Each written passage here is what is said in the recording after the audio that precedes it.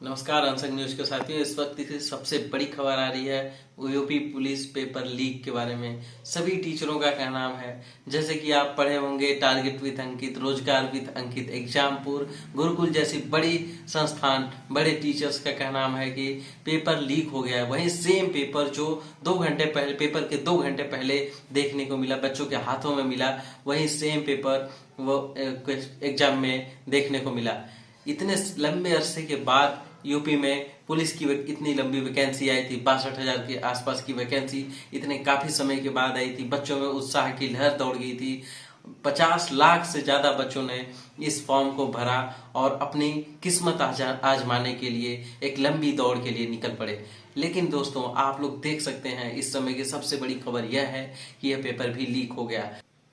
क्या UP government एक काम भी रिस्पॉन्सिबिलिटी के साथ नहीं कर सकती?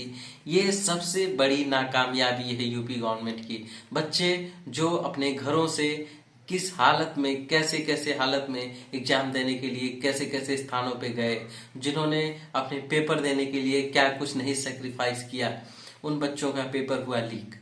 आप सोच सकते हैं कितना बुरा लगता है अगर एक बच्चा एक पेपर के लिए 2 साल से, पिछले 2 साल से मेहनत करे और उसका सिर्फ टारगेट एक ही पेपर हो और वो चाहे कि शांतिपूर्वक हम एग्जाम निकालें और आगे बढ़ें जीवन में। लेकिन अगर उसमें भी उसको नाकामयाबी हासिल हो, वो भी सरकार की तरफ से ये इतनी बड़ी त्रुटियां हो, तो इस नाकामयाबी को शर्मनाक माना जाएगा। आए दिन जितनी भी वैकेंसियां आती हैं दोस्तों, हर वैकेंसी में इनका यही नाटक रहता है।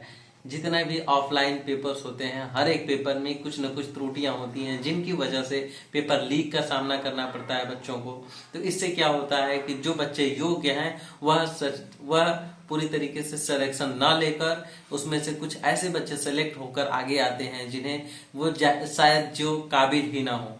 जो बच्चा खुद काबिल नहीं होगा वो देश का क्या तरक्की करेगा, क्या विकास करेगा? आप सोच सकते हैं देश की तरक्की कैसे लोगों के हाथों में जा रही है। तो इससे आपको अंदाजा होना चाहिए कि ये कितनी बड़ी गलती है। लगभग 60,000 की आई हुई इस वैकेंसी के लिए लगभग 50 लाख से ज्यादा फॉर्म भरे गए थे दोस्तों। अब आप सोच सकते हैं, एक छोटा सा अगर कोई मंदिर बनता है, मस्जिद बनता है, या कहीं कोई छोटा सा कांवर लेके दोस्तों जाते हैं लोग, तो उसमें क्या करता है सरकार, अलग से बस ट्रेनें चलाती है जिससे कि आने वाले लोगों को, तीर्थयात्रियों को सुविधाएं हो। लेकिन यहाँ पे बच्चों को पेपर देने जाना है। आप देख सकते थे कितनी भीड़ रही पिछले 2 दिन से। आपके किसी भी स्टेशन पर इतना ज्यादा भीड़ होने के बावजूद किसी एक स्पेशल ट्रेन नहीं चलाई गई सरकार के द्वारा, ना ही इन बच्चों के लिए कुछ सोचा गया। ये पेपर लीक करा दी गई है।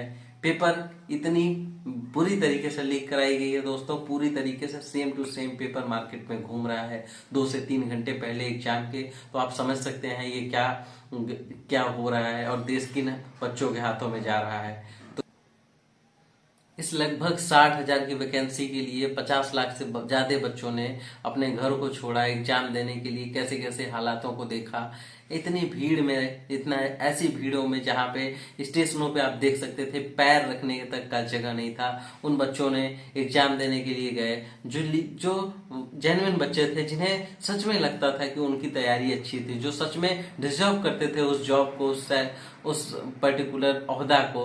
वो भी सोचिए उनके ऊपर इस समय क्या बीत रही होगी। उनका मेहनत, समय, पैसा सब कुछ बर्बाद जा रहा है दोस्तों। तो सोचिए क्या चल रहा है देश में। दोस्तों, अगर आपको यह वीडियो पसंद आए, लाइक, शेयर, सब्सक्राइब करें और कमेंट जरूर करें। धन्यवाद।